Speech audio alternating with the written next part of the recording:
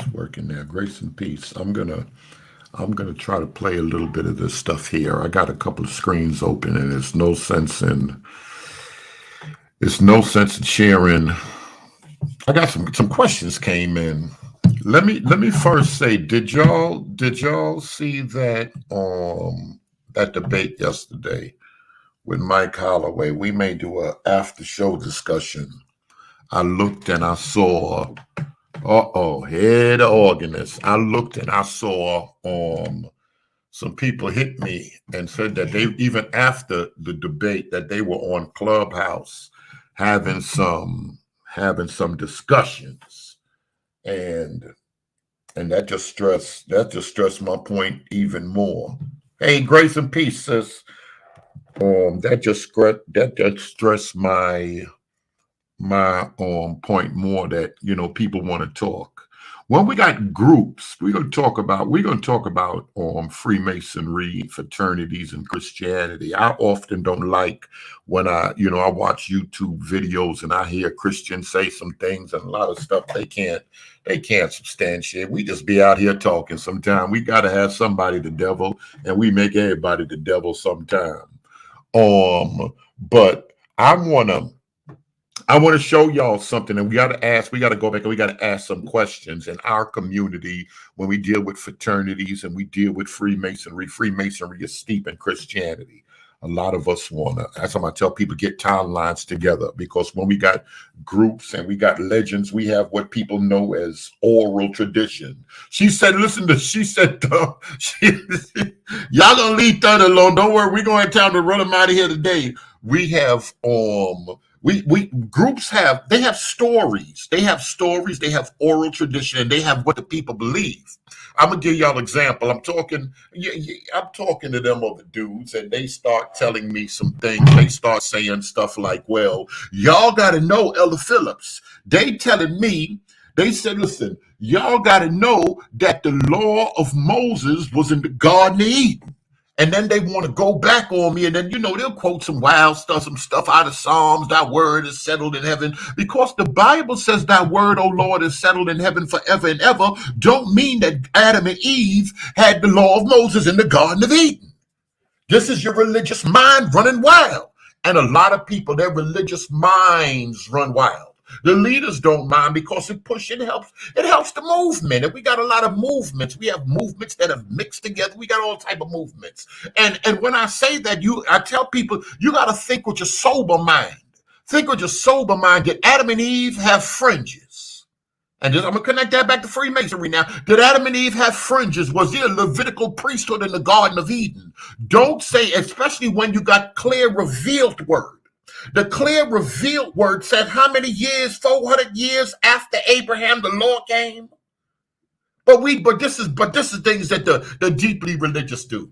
And a lot of times when you're deeply religious, you'll start taking some stuff and putting stuff where stuff don't belong. Say what you want. If you go back to the days, and you go back to Salt and Pepper, and you go back to Heavy D's and the Heavy D and the Boy, and you go back to Big Daddy Kane, they ain't have an iPhone 12 Plus Max. They didn't have it, but some of y'all want to make them have it. And then y'all will make a movie and cut a video and have that in there, not catching it and not knowing that's not right and exact. We got to follow timelines. We got to think with our good mind when we start dealing with this. Now, I'm going to ask y'all, and because this goes back to the conspiracy and good Freemasonry and bad Freemasonry and black people are pure, we're going to deal with the Moors and all of that, and the white folk wicked.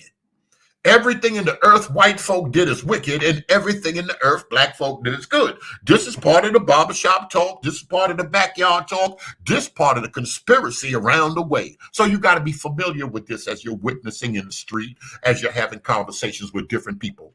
I'm going to play a little bit of this. Y'all already know the whole story, I believe, we did a little bit of that, of Freemasonry and where it came from. As a matter of fact, no, let me stop. I think I'm going to stop this, and I'm going to go and read. I hate to do all of this reading, but I'm going to go and read a little bit of this for those that have not been around on this channel and heard us freestyle some of this stuff here. I'm going to pull a little bit of this stuff up, and we're going to run through it real quick. I got those other slides, but where can I read some of this? Where can I get some of this stuff from? I want to make sure I pull it from the right place. Let me try from right in here. All right, maybe I'll just go from some of this right here. And all right, let me see. Is this good here? What is Freemasonry? Freemasonry, the teachings and the practice of fraternal men's only order of free and accepted Mason, the largest worldwide secret society and oath-bound society, often devoted to fellowship, moral discipline, mutual assistance, and that conceals at least some of its rituals, customs, activities from the public. Secret societies do not necessarily conceal their membership or existence. When we get into movie stars and stuff, people start talking about Freemasonry. Remember that. Spread by the advance of the British Empire, Freemasonry remains the most popular in British Isles and in other countries originally within the empire. A certain part of Europe, Freemasonry really jumped. Freemasons, y'all know they were the builders, and they built a few cathedrals, or they were almost all the cathedrals in Europe, but the main employers of the Freemasons were the kings, were royalty in Europe, and they built castles. Those are big stone mansions. Estimated to be worldwide membership of Freemasonry in the early 21st century ranged from about 2 to 6 million people. Freemasonry has almost from its inception encountered considerable opposition from organized religion, especially from the Roman Catholic Church. What I'm reading to you is going to be so important when we come down to the Freemason haters and we come down to the other stuff. Remember this right now.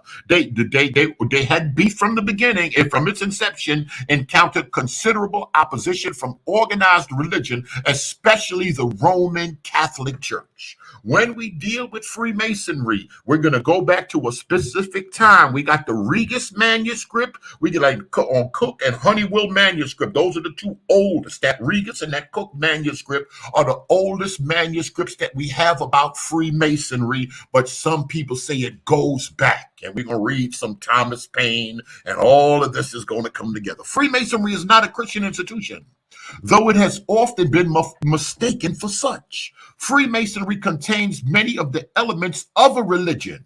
Y'all hear that right there? Freemasonry contains many elements of a religion. They have an altar, they have a holy book, they pray, they got a chaplain, and looks like a religion. Its teachings enjoy morality, charity, obedience to the laws of the land. In most traditions, the applicant for admission is required to be an adult male. All applicants must believe, this is the requirement, must believe in the existence of a supreme being and in the immortality of the soul. You got to believe that when you die, you go into the never-ever land, the land of the reeds, you go into heaven, you go somewhere, but the soul always existed. And we're going to look at different cultures. In practice, some lodges have been charged with prejudice against Jews, Catholics, non-whites generally. Remember that for when we talk about non-whites mean black people. Y'all fall into that. And then remember, we're going to bring up Hitler and all of that. Jews, Catholics, and non-whites generally. Freemasonry in Latin countries have attracted those who question religious dogma or who oppose the clergy, anti-clericalism. There's a spirit of anti-clericalism out here where folk don't like the preacher. Folk don't like the bishops. Folk don't like the leaders inside of the church. And there's a spirit, especially they're saying, in Latin American countries. And we have to understand why, because there's always been some type of struggle. Whereas in Anglo-Saxon countries, the membership is drawn largely from among white Protestants.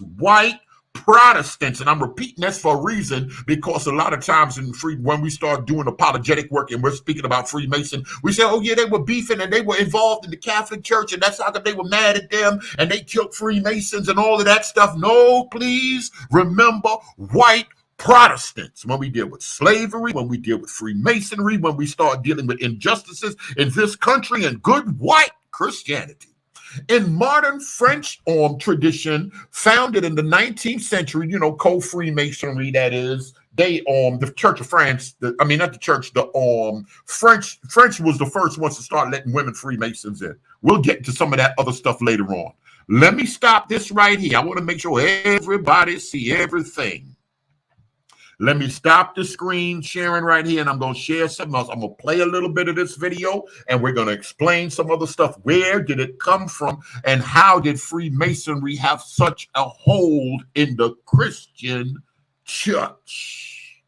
Fair use. Let me get a little bit of this in. I'll stop at certain points when we, because some of these preachers, they just want everybody, the devil, the demons is everywhere, and we're going to make sure we straighten some of that nonsense out. If we can't prove it, we ain't going to say it, because church folk like talking.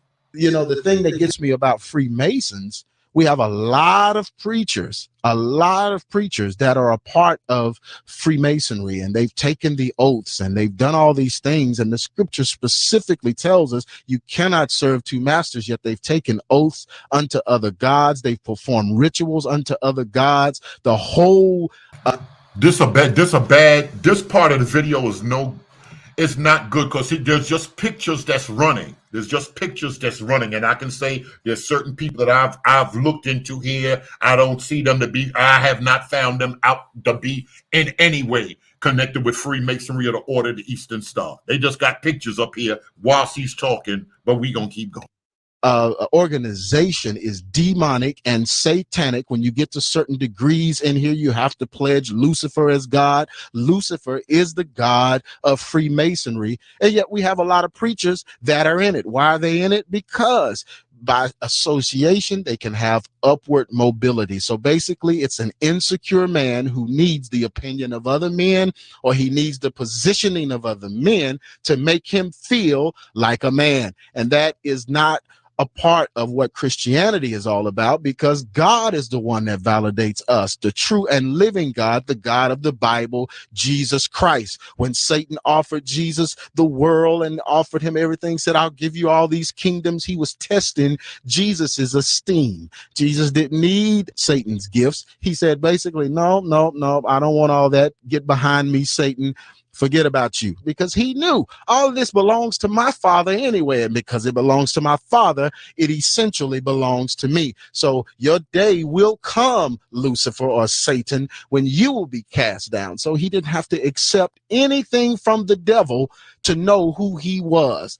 And that is what Freemasonry does. It makes men feel like they are something. It lifts them up to a higher level of humanness. I talk about it extensively in our video, The Curse of the Culture, The Truth Behind Hip Hop Part 4. And we dealt with it, the reasons why you can't be a Freemason and be a Christian at the same time, because you cannot serve two masters. You can't take an oath unto Baphomet and wear the 5-point star, the upside down pentagram. You can't have the protractor of Osiris, which is on all their cars and rings and stuff. You cannot have these idols and false god trinkets and then consider yourself a Christian. God says that you cannot serve two masters. The book of Jude, the 17th verse of Jude says, you, beloved, wrought to remember the words that were spoken beforehand by the apostles of the Lord Jesus, that they were saying to you, in the last time there shall be mockers following after their own ungodly lust. These are the ones who cause divisions,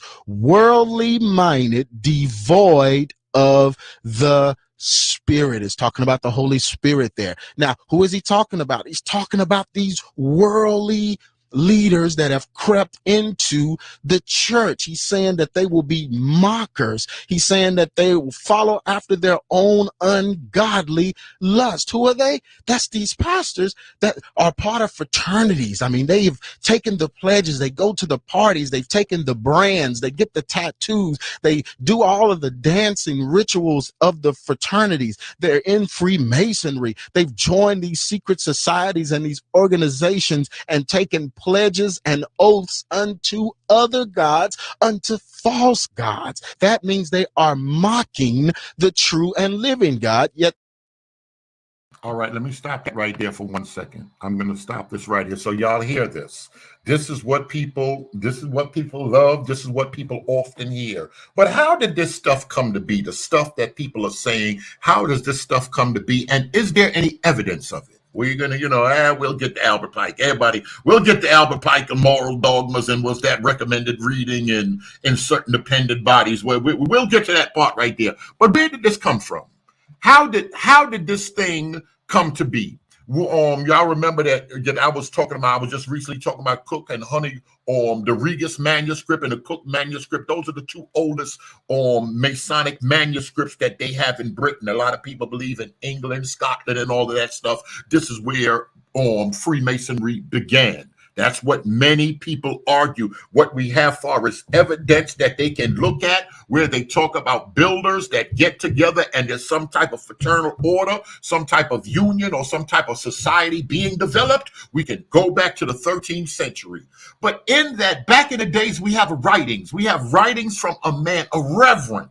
And let me pull up, and before we start saying who's the devil and Catholic Church and downstairs in the Vatican, let me pull up, and it's called the Constitutions, Reverend Anderson. And I want to pull him up, and the reason that I want to pull him up is to help my Protestant people out, because y'all will get to going some places y'all don't need to go and putting stuff in the Vatican. Y'all see that? This is the man right here, and he wrote what's known as the Constitutions in Freemasonry.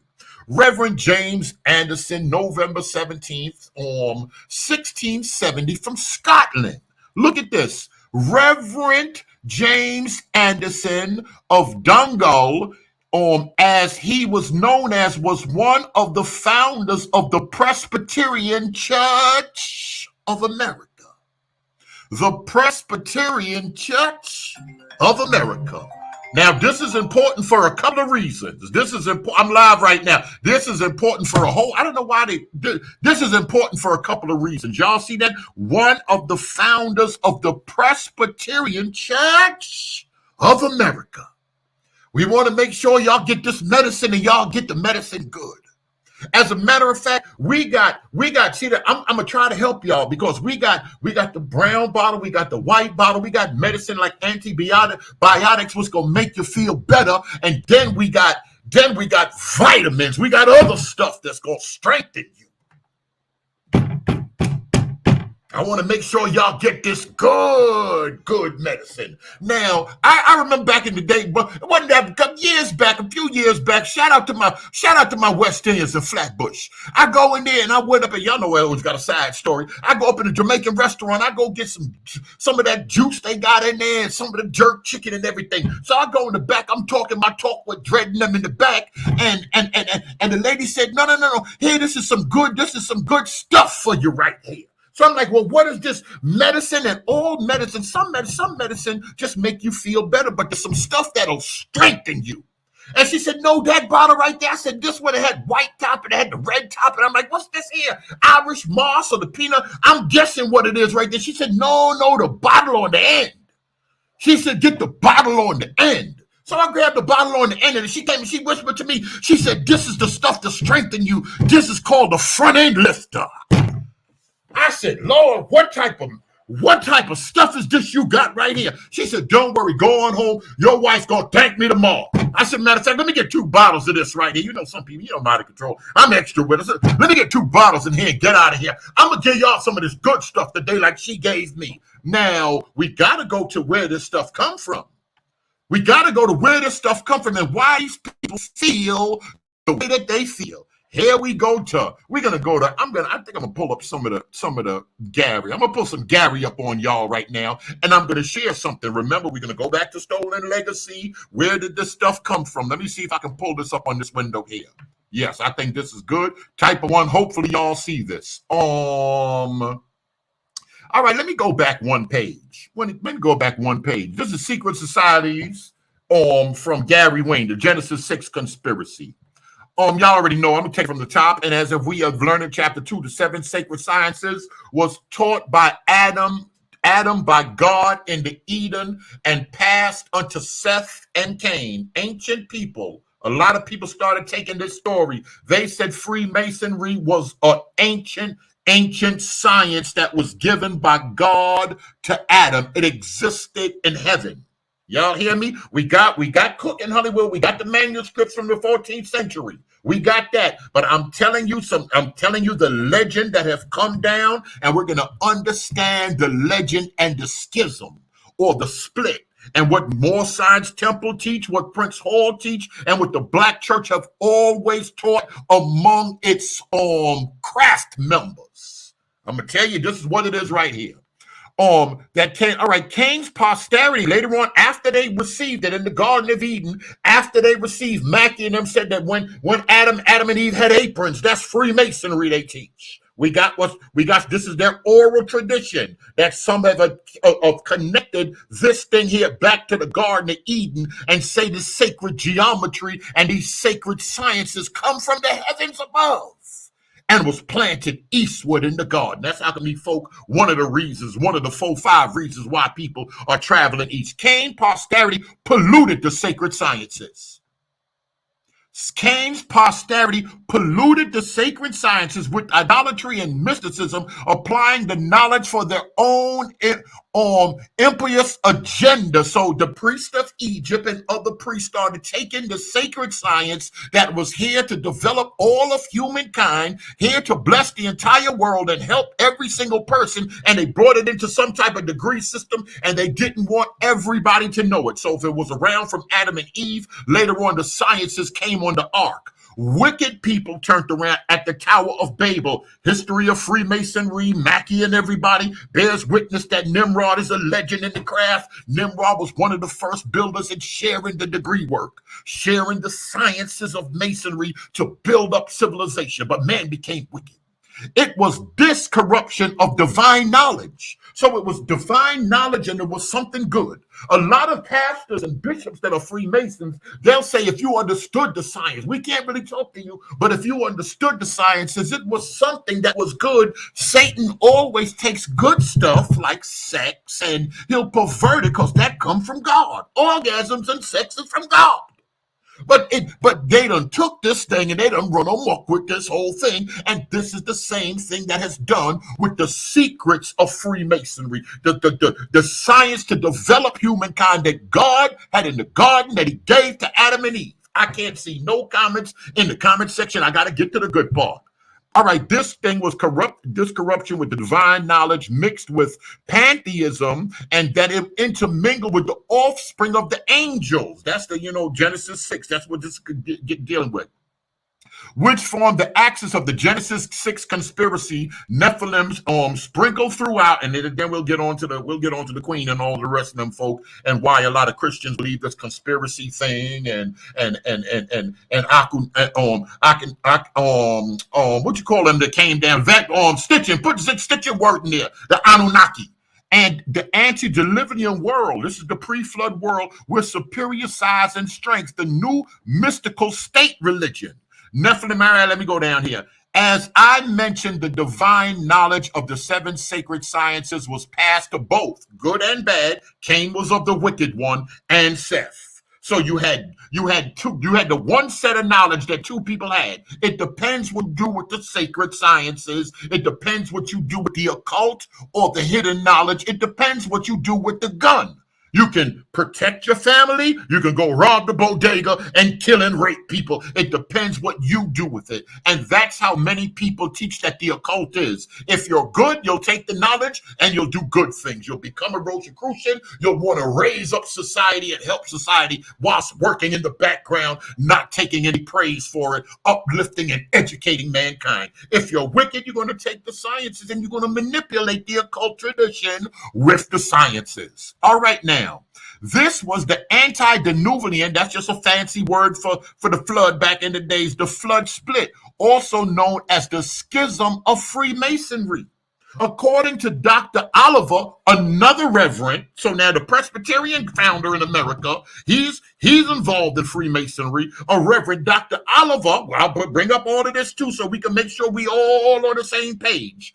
He said the same thing in the, listen to that, Oliverian theory, recognized as the pure and the spurious. So there's two types. There's two types of one specific sacred science that they're teaching. There's two types of it down here on this planet. One is good and one is bad. Later on, we have something known as Stolen Legacy, 1954. George M. James, Guyanese Freemason. He said that the Greeks took, and I'll explain how the Greeks came down later on and where we see a bunch of this stuff. Do it really even go back to Egypt? Because when people start, because remember, the legend means nothing. The legend means nothing. When these people start talking about their oral tradition and their legend and all that, that don't mean nothing. We know Cook, Hollywood, we know the manuscripts that exist right now in Europe. We know them folk had it that was building cathedrals. We got in writing. Now, what we have in writing and what people take back, like I said, we got the laws of Moses in writing. And we got the book that tells us that it came 400 years after Abraham, but these folk want to put it in the Garden of Eden. They going somewhere else with it. But this is how people work when we're dealing with the esoteric tradition. People always attempt to join it back further than it belongs. Remember what's being said right now.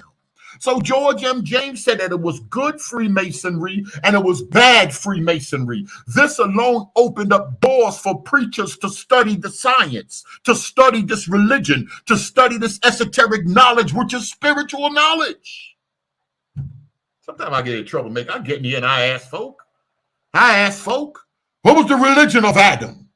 And now y'all ain't finna get in here and get crazy, because the crazy folk, the religious folk, the dumpers, the folk that their minds are controlled in the religion, they're gonna say that Adam and Eve had fringes. They're gonna say that Adam and Eve had a priesthood. They're gonna say Adam and Eve had knowledge of pork, and they're gonna say all of this stuff that we ain't got no evidence for, but that's part of the control in the religion. I'm talking to every one of you. Y'all love that. Now, of course, we're gonna have people gonna be like, nah, wait a minute, no, wait a minute, this is not what it is. Let me go to showing y'all some of this stuff right here. I'll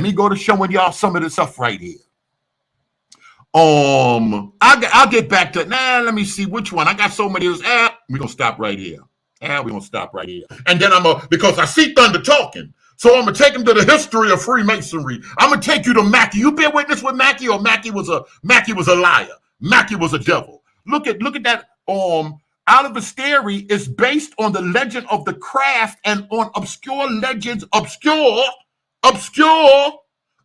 legends and traditions that he accepted as facts. You got to watch what you're accepting out here. So some preachers start accepting some stuff and started saying this is a good thing right here. Matter of fact, it might can help some other preachers in their spirituality. So something crept up into Christianity, not just the wicked Catholic Church. I know y'all want to put it in the wicked church, but here in America, in Europe, Freemasonry got a hold inside the Protestant church. They were already at war with the Catholics, wanted to blow at them, because the Freemasons wanted everybody to think. And they spoke in private, so the Catholics couldn't trust them. They were back and forth with the kings in Europe. They had beef. The legends of the craft, listen, the legend, Oliver's theory is based on the legend of the craft and on obscure legends and traditions that he accepted as facts. You got to be careful what you accept when folk out here just talking, when you hearing some quote-unquote oral tradition and taking some stuff back to a time. I'm going to take y'all to the 47 problem. I'm going to take y'all to Euclid and the Greeks and all of that other stuff that they talk about in the craft. Masonic, wait a minute. The claims that the Masonic science existed before the creation of the earth and was diffused in all the systems existed in space. This thing came down from heaven. This is what people are teaching. Go look that up. Let me pull up some Mackey. On y'all. Give me a second. I got to close some of these pages up, but we got to understand that this is something that's been steeped. This is something that's been steeped in the people, and it's been given, and it's been passed down and handed down through the Christian church. Now we're going to get to Prince Hall and them doing good, and they saying that this is a pure good religion that always existed. There's no devil worship in it. This is where the argument comes in, because some people are saying it's good, some people are saying it's bad. There ain't no devil here, and then other people are saying this is full of the devil. The devil is everywhere. This is the doctrines that's come down. And the reason that is confusion, because some people say there was one form that got corrupted by people that got a hold of it. So there's two sets of this one craft of masonry. It's good preachers, it's good masonry that came down from Seth and Enoch and everybody else, all the way down. Then it's the wicked one that came from Cain and Nimrod and everybody else. So when people say all pastors, all Christians that are Freemasons, they devil worshipers, no, because y'all got to understand the tradition. They believe, and they have argued just from Europe from the longest, that there was a pure form of this that came down, and it was from God. So of course, if it's a higher science dealing with the soul of man, and you think that it comes from God, of course, as a preacher, you're going to accept it. Now, if you're sworn to secrecy, you're going to just regularly preach what you preach, but on the side, you're going to study the sciences. You're going to study this other thing. And remember, they always claimed it wasn't for wicked people. Freemasonry always taught, listen, the job of Freemasonry is to take good men and make them better. The plot thickens. Let me play some more of this. But this is what the preacher's telling y'all. Let me play some of what, where they get into, and Kirk Franklin, and everybody's a Freemason, and everybody's a devil. Now, y'all got to take this and y'all got to figure this thing out. Remember the crafty one. We're going to go to the serpent and how the connection comes in later on with people and what people are running around claiming as wisdom. I'm going to play some of this, and I'm going to close up some of the screens, and I'm going to open the other ones back up. Like I said, don't look at the pictures. A lot of what he just got pictures of preachers. And this a lot of time, this is what they do. And they, at least from my understanding, they ain't never had no connection with Prince Hall or nothing. They stand up in their church, in some cases in front of thousands, and they proclaim the Bible, but their lifestyle professes another God. They have other gods. I mean, there are churches right even in the Dallas-Fort Worth area where we are. And these churches have pastors who are a part of these fraternities and who are part of Freemasonry, and yet they claim to know Jesus. Come on now, the Bible specifically says you cannot serve two masters. Judges 2:17. And ye that would not hearken unto judges, but they went whoring after other gods and bowed themselves unto them, they turned quickly out of the way which their fathers walked in, obeying the commandments of the Lord, but they did not obey. And that is what the scripture is saying. You cannot go whoring after other gods. The Laodiceans, because of the money, and this usually happens when there's a lot of money or fame in the picture, people begin to go after the things that validate famous people or validate people with money, and those are false gods. They want to get in societies where, you hear about high society all the time. They want to be surrounded by men and women that are like them and have the money and the prestige. So this is where these other gods come in. Back when I was in school up at the University of North Texas, as soon as I hit the campus, we began working. We wanted to form organizations, and we really wanted to help the Black community. And in the school, we wanted to unite them and really, impart some things in them. And as we began to do this, we began to have sleepovers for, maybe some homeless children, or we wanted to bring in entertainers to have programs for the kids and raise money. And we just wanted to do a lot of different things. Well, we were bombarded by fraternities trying to get us to pledge. It was me and another guy with me, my roommate.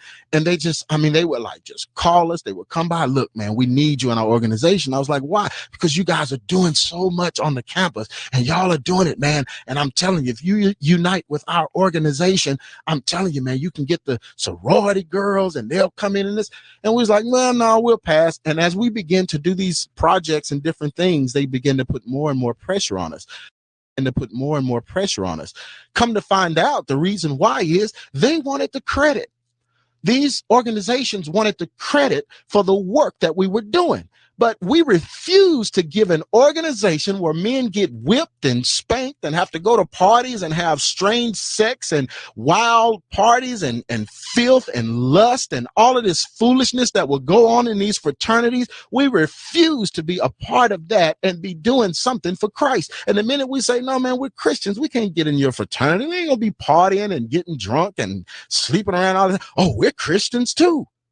And that's when I found out that most fraternities and sororities are nothing but, leeways into Freemasonry and the Eastern Star. And so I was like, man, we're not going to give credit to Lucifer, to the God of Baphomet. We're not going to give credit to your organization for the work we're doing for the Lord. This is for Jesus Christ, and he stands alone. We can't serve two masters. That was back in college, and I still stand on that today. I cannot lend the credit for what I'm doing to the world, because Jesus Christ has to get all the credit. And that's why this scripture came in Revelations right after that. He says, you're saying that you're rich and increase with goods and have need of nothing, but you're wretched, miserable, poor, blind, and naked. Then he says, I counsel thee to buy of me gold tried in the fire. See, now this is that same scripture we've been talking about, but here's another spin on it. He's saying, I want the credit, so you get it from me. That is what God is saying. You need to get your recognition, your money, everything you desire. You need to get it from me, because I want the credit for it. This is why Lucifer tempted Jesus in the wilderness. He tempted Jesus with everything Jesus was already going to get. Remember, he told him, he said, if you bow down to me, I'll give you this, all the kingdoms of the world. Why don't you cast yourself down and let the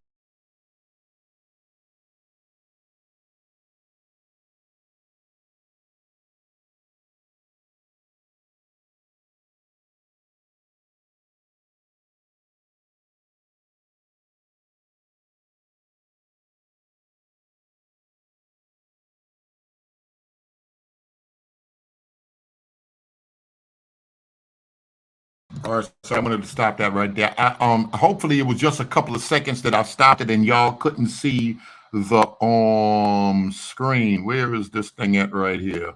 All right, here we go. All right, here we go. Let me pull this up just to give y'all some, just to make sure I'm sharing some stuff now, because we got squares that come through, and we want to make sure. Let me see, where is this stuff? The history. All right, this looks like no. This one looks a little better right here. All right, maybe not that one either. Maybe we'll go right here. Let me see if this will work right here. I think y'all can see that. Let me switch screens. Yep, y'all can see that. Y'all see this right here?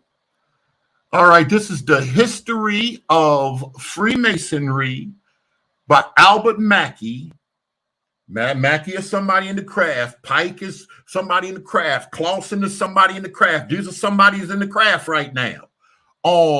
Prehistoric Masonry. This is the different theories. One of the mysteries dealing with this thing is where it really come from. It come from God. It come from the builders. It come from Babylon and Nimrod. What's the other guy named 30th degree Freemasonry? Alfred Churchward. Signs and symbols of primordial man, origin and evolution of Freemasonry, and conjunction, origin and evolution of the human race. He was a student of what's the guy that wrote Ancient Egypt, Light of the World? He was a student of Gerald Massey, Ancient Egypt, Light of the World. Massey was a chief Druid. He wasn't a Freemason, but Albert Churchward was. He argues the same thing. When we take it back to Freemasonry, that was a pure thing in Masonry. But let's look down.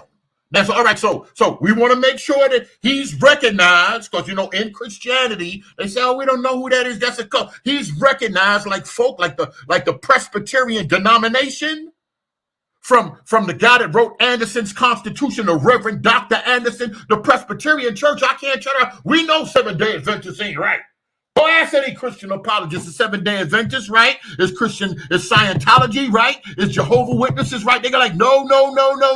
But they can't deny the Presbyterian Church. When we start looking at that's one of the four main branches of what pulled out of what caused the Protestant Church, that pulled out from Catholicism.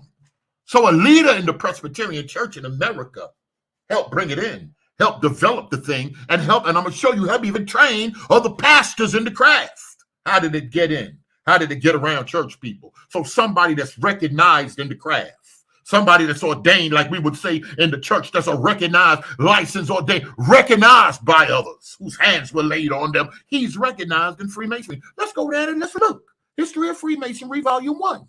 Mackey's preference, the tradition and history of the craft, the old legend, history of Freemasonry, the old manuscripts, manuscripts of the legends of the craft, that Hollywood poem, that's the Hollywood manuscript I talk about, the oldest piece that we have in existence on the planet right now. And the origins of the Hollywood manuscript, and it goes on and go. The origins of geometry. This is the sacred. This is the legend of the Tower of Babel, the legend of Nimrod, the legend of Euclid. Euclid ran into Abraham. Euclid took it to Egypt and took it back to his people in Greece, the 47th problem. And that's all the higher degree work right here. So, all right, the legends of, listen, these are the people that's important. This is why he got this in the early history. The legend of the temple. Oh, man, the extension of the art into other countries. They call it art or craft. The extension of the degree work, the extension of the teachings of Freemasonry, how it spread to other countries, from Babylon, from Egypt, how it got the rest of Asia. Later on, how was Freemasonry, how was builders, how was this science developed? Were the people that built the cathedrals and the thrones of Europe, or they the same people that built the pyramids in Kemet? What type of connection do we have to the craft that we can connect with their oral traditions? That's what the historians try to do. But they're just showing, they're teaching Freemasons all the different legends. So we get to the York legend. We got something that's known as the York Rite, and that's largely a Christian branch of the craft coming from Europe. And then we'll talk about Prince Hall and how he attempted to get a charter from white people in Europe, and what the more science got to say about that. How do you have to go to white folk if this is something that comes from the original man? Original man doctrine is that Freemasonry comes from us and it was good. White folk got a hold of it and white folk corrupted it. We see the beginning of that as part of the collection. That's how come we got what's known as stolen legacy. It's part of the legacy that Europeans stole. This is what's taught. This is the theory, conspiracy, whatever you want to. This is what's out here in the street. But let's go down. Look at 23. I bring your attention to 23. The Oliverian theory, the same thing that the Reverend Oliver, that it was in heaven and it came down to the garden. So this is taught. This is part of the history. This is part of they may not want it, but this is just part of the history. Freemasonry and the ancient mysteries, that's Egypt. For Druidism, the Druids, that's where the Celtic people come from. That's Church Wall. He was not Church Wall. Gerald Massey, ancient Egypt, light of the world. Them is the Druids with the tree. Over there, Europe, Druidism and Freemasonry. Freemasonry and the Crusade. This is all the history. The story of the Scottish Templars. This is all the history right here. All we got to do is go pull up. We got to pull up Albert Julian Mackey. That's all we got to do. We want to make sure we're giving y'all good history and not just Christian talk. Not just Christian talk. So there's theories out there on where it came from. There's theories out there on how it got in the church. It was some people now. You take it upon yourself. Y'all tell me what you think it is. It's make-believe. Was it really something good? Because that's what a lot of black preachers argue. It was always something good. Later on, Mackey and them. Later on, Aleister Crowley and them. Later on, white people took the symbol of Lucifer and run amok with it, and white people corrupted it. But Freemasonry is a black thing. It was always good. Then I can tell y'all that the leaders of Alpha, the leaders, when we got the Divine Nine, the leaders of these fraternities and sororities, they accepted. Because remember, in Europe, it was connected with the castles and the building of the castles and the elite, those guys that understood how they understood geometry, they understood architecture, they understood how to build. They had the compass and the square and the level, the plumb line. They knew how to build castles. So it was connected with royalty from the beginning. Now, later on, when we start talking about Boule, was there an ancient connection that is connected with Boule and everybody that's somebody in the African-American community from Shaquille O'Neal to Reverend Dr. Martin Luther King, either they were connected with Prince Hall or the Divine Nine, and they're leaders in our community. Where do these rituals come from? Let me pull some more of this stuff. It's been around among us. It's been around. So do I got to go back? I'm going to say some of this for the class, but do I got to go back and explain how Prince Hall had to get the charter from white people? Then they could march and bury their dead and do their thing on St. John's Day? So it's definitely established in Europe. And there's theories that it went to Nimrod, there's theories it went to Babylon. Then later on, it was established with jury, and it was connected with the building of Solomon's temple. And it came down as an oral tradition to us. It came down as a sacred science to us. It came down, like they say, Moses went up in the mountain. The Kabbalists, all the occultists attach a story, a legend to the thing. They said Moses went up into the mountain and he came down with the 10 Commandments. And that's what he gave all the people. This is what all y'all got to listen to. But him and Aaron and Joshua and the ministers went in the corner, and they had Kabbalah. They had an oral tradition. They had the words, which are the blank spaces between the line, and that's the esoteric thought that's never to be written down. That's to be passed from mouth to ear, from master to neophyte, all the way down to what we have today. This is what they told us. This is what they told us. It's obscure. It goes way, way back. We don't know. Anybody that's honest, that's been dealing with the craft, they'll tell you, man, it's hard to pin that thing down. We got that Rega's poem, we got the Hollywood, we got that Cook manuscript, we got that right there. But besides that, we don't know what's what. That thing go way, way back. That's one thing with the occult tradition. In the occult tradition, what them folk will tell you about Freemasonry, what them folk will tell you, they'll say, oh, it go way back. Everybody the more ancient you can make a thing. You see how folk running around here arguing, oh, them Israelites, and they taking you to Crowley, and they taking you to Cherry, and them people right here. No. Other folk, they always want to take it way back. No, it been us, we got to go way back. So we've always had these problems. This ain't nothing new right here. This is something that's been going on. This is something that's been around. Now, people are mad, people are upset, people are offended. Matter of fact, let me play another video to show y'all. I ain't even getting into the Greek part yet. I ain't even getting into that Greek part. But let me play a little bit of this right here. Maybe this can help us a little bit more when we start talking about fraternities and leaders and pastors and elders and different individuals in the church. Different individuals in the church. Let me play a little bit of this right here. Fair use. Okay, so we got one last clip and we're done tonight, folks. We're going to play this last clip. This is Pastor Eric Mason. And it's a 29-second clip. Listen to what he has to say. Denounce Jesus and accept Satan. Come on, man. Come on, man. Fraternity sorority rituals. Now, I won't say all things about fraternity sororities are demonic. I will say the rituals are, though. And I'm in a fraternity, so I can say it. The rituals that you do to go online and some rituals that you do to cross. I don't know how it's been now, but I'm just telling you, there's demonic things about that aspect of it, right? Someone was complaining about us calling them demonic. I mean, we didn't, but somebody else did. And he's somebody who knows. So, and one thing folk quick to do when you start talking about their craft or their legend or what they come from, it's demonic, it's this, it's that. But listen, folk gotta admit, folk, if anybody's a pastor, if anybody a minister and they in the craft and they doing their thing, we gotta rock through the rituals. We gotta look at the rituals and figure this degree work out and see if this thing was good. See if this thing is legit. And we're going to examine. Say, folk don't like when they think get examined. Let me tell you something right now. One thing I know is y'all don't like when y'all think get examined. Soon as we start examining, we're gonna sit there. We just looking, everything is good. We're gonna examine what's coming out of Stephen Darby's mouth. These folk want to go crazy. This religion is powerful. These cults, these traditions, these fraternities, this stuff is powerful.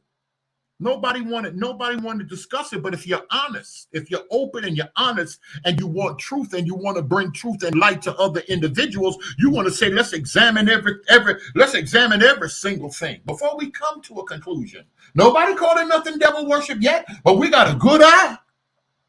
Come on now, I'm Pentecostal. I'm gonna take that scripture, muck with that scripture. The Bible say, watch and pray. We're gonna make it mean what we want it to mean. So now we gotta ask ourselves. Now we got to ask ourselves some things. We ain't got to play that again. Y'all heard that, right? So now we got to ask ourselves some things. And it's okay to ask questions. We ain't doing nothing but examining stuff. Oh, we got plenty sources coming from them. Let's just see what some of that stuff got to say. But when we start dealing with that, now we have to deal with what we would call the church. Because, I try to say, well, Pentecostals, that's Baptist. The AME, the Greeks heavy, and the Greeks got AME church sold up. Prince Hall got AME church sold up. Got a few of you Baptist folks sold up too. Got a couple of these Baptist churches got a whole bunch of WMs up in there. Got a whole bunch of brothers from the lodge up in there. Deacons on the trustee board. Prince Hall running a good bit of the black church. Hey, and there's nothing wrong with that. Let's talk about it. Let's talk about it. Let me get to a little something else when we start dealing. And let me pull some of this up right here. She's a little better than G. Craig, to be honest, with who's who as far as my research and what I've done. Fair use.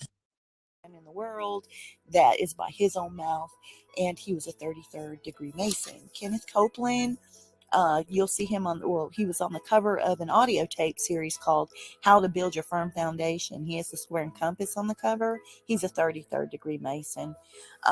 Keep in mind, in the Bible, it says, Exodus 3:14, God said unto Moses, I am that I am.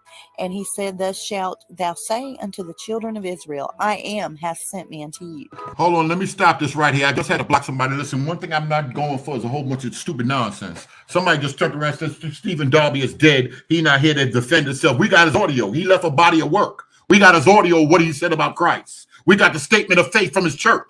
What are you talking about if we got him on video and we could pull him up on video talking, saying he can't defend himself? Get out of here. You blocked. Don't come back under another name. Fair use. Dealing with these religious thumpers. I don't play with you thumpers. I don't care. Listen, I don't care about this religion like y'all care about, like y'all open with these mores. I used to be a pastor. Y'all can't play with me. I studied them dudes that give y'all this religion.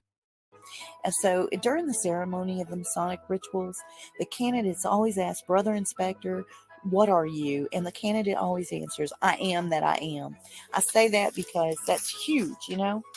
And so getting back to Kenneth Copeland, Kenneth Copeland was quoted as saying, and I say this with all respect because I don't want to upset people too much, but every time I read in the Bible the words I am, I can't help but smile and laugh and say, yes, I am too. And he was quoted at Believer's Voice of Victory broadcast July 9th, 1987. Now, when we start talking about the I am doctrine, y'all know that come from Exodus 3:14, and you know that people got that. They've incorporated stuff into the degree work, and this is the early form from back in the days. Freemasons were doing it. That's early form of the 5% doctrine. The black man is God. And then, you know, they'll quote John 10, they'll quote Psalms and different things. That's all part of it right there. That's how come I said a lot of dudes, when we deal with Elijah Muhammad, Wesley Muhammad bared witness that he was in the craft and he came out of it. Y'all already know the whole thing when we deal with more science, when we deal with Noble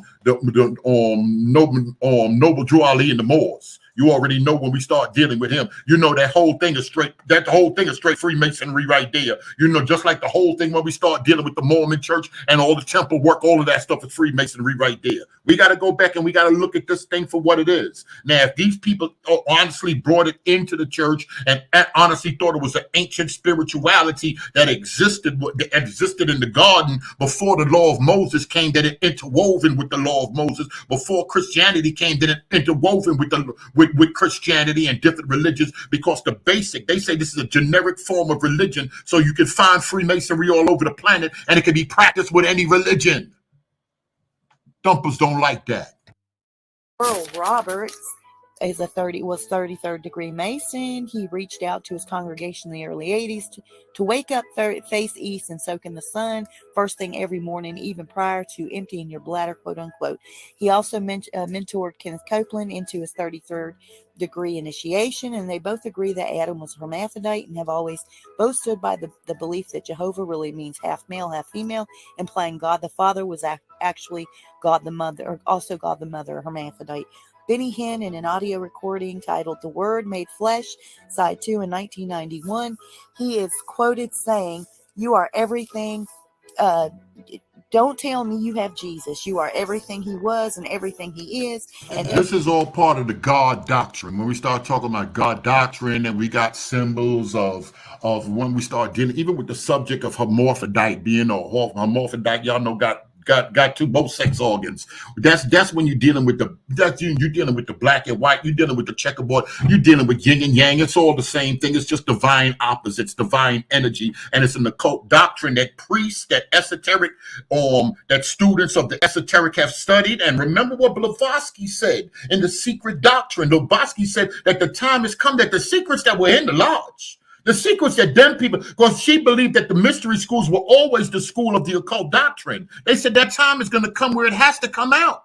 This is when later on Annie Besant wrote Esoteric Christianity. It got to come out. Christianity, y'all can't stay in public school. You got to grow up. And this is why people start attacking on both levels, higher and lower institutions, about the historicity of certain things in the Bible. Other pastors said, listen, I've been studying the esoteric. I don't care if the children of Israel really existed, even if they were really in the wilderness. I know what the doctrine of coming out the wilderness really means. Look at it esoterically. Look at it on another level. So they start allegorizing the text, giving you the text, helping you to understand the text on a different level. Philo and them did that in Alexandria with the whole thing with Moses. They say when he got among the Greeks, he received Greek thought. That's a whole different thing, because there are traditions where people say, well, the libraries of Alexandria was destroyed. You dumb people in here, y'all think it's in the Vatican. No, whatever people see was destroyed. Other people had it in oral tradition. There were people in schools. There were masters in schools that understood different oral things, and they've always discussed it whilst they were building in Europe. Whilst they had Rome, they were among the elite, or what we would call the aristocrats. So you had the ruling class. Later on, you had the rich folk. Then you had the aristocrats who were leaders. That's Prince Hall. That's Al Sharpton and them. That's Jesse Jackson and them. That's Reverend Martin Luther King and them. They Greeks and squares, and that's who run our community. They're the middlemen between the rich, the intellectuals, the heavens, and those that are raised up through secret wisdom have developed themselves to be good leaders in the community. These folk feel that they're doing a service. They use everything he shall ever be. Don't say I have. Say I am, I am, I am, I am, I am. Now all he's trying to do is brainwash you guys into thinking, or brainwash us into thinking the way they think, and instill their beliefs into our brain. That's just programming at its finest, and I'm not dealing with it. Reverend Robert Schuller, he's dead, of course. He built a mega church called the Crystal Cathedral, and he was witnessed performing a Luciferian ritual by several people at a school he used to taught. He once taught at, called the Unity School of Kansas City. He taught the gospel of positive thinking. He openly defied the doctrines of the Bible. Billy Graham was made a 33rd degree Mason at the House of the Temple in 1966. The majority of his staff are New Agers and not Christians at all. His name is used to be on a list in the Michigan State Lodge until he petitioned to have it removed for economic reasons. Genesee Lodge number 174 to be exact, in the state of Michigan. He has a prayer breakfast annually with the Masonic Brethren. He also has a huge Masonic birthday bash every year. And of course, his folks will deny his being a member, and they'll say, well, he's just friends. But remember, birds of a feather flock together. They're not just friends with people, folks. And if you look closely at that magazine cover that he was on, you'll see strategically placed devil horns. Sick. In the book Unholy Alliance, written by Dr. James Wardner, on page 139, there's a former 33rd degree Mason turned Christian by the name of Jim Shaw, who has given a testimony of his day spent at the top of the as a top-ranking Mason. He talks about the members that were in attendance to his initiation. Billy Graham was one of them.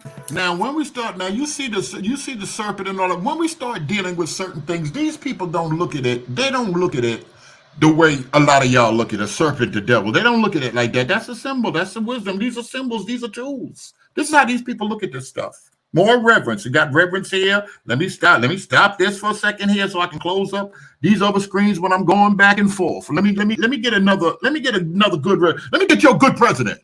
Let me get Donald Trump. Let me get his pastor up on here. Let me see if y'all, where these old folk at? Let me see if the old folk remember some of this right here. And we're going to get it from legit. I don't know. Y'all tell me. We're going to get it from legit. Y'all remember this guy right here? Who this guy right here? Oh, today in Masonic history, I know some people say this is fake, this is not real. Today in Masonic history, Norman Vincent Peale is born. I don't know if y'all remember him. Today in Masonic history, Norman Vincent Peale is born 1898. Norman Vincent Peale was an American preachers everywhere. Minister and writer. Peale was born in Brownsville, Ohio on 31st. During the Great Depression, they did a whole bunch of stuff. He got with the guy from J.C. Penney. They always do good stuff. They always feed the people. Let me pull up them Prince Hall dudes from Charlotte. From North Carolina. They always do. They're from Philadelphia. They always feeding the kids. They always visiting the prisons. They always doing that because Scripture telling them to do that. So they doing good stuff. They spending penny bread. This is all what he did right here. And y'all remember his book from back in the days? The beginning of some more occult teaching coming into the church. The power of positive thinking. Remember, y'all are gods, and you got the God degree. Y'all are hermaphrodites. Y'all dealing with power. Y'all dealing with negative and power, and y'all understanding symbolism, and y'all dealing with esoteric thought. These are the pastors. They still preaching a physical Jesus. But once in a while, they're going to drop some things because it's time to raise Christianity up out of the garbage, up out of the gutter, up out of the nonsense. So he wrote a book back in days, The Power of Positive Thinking. Now, he was from the city. Donald Trump said that this is the great Norman Vincent. This was my pastor.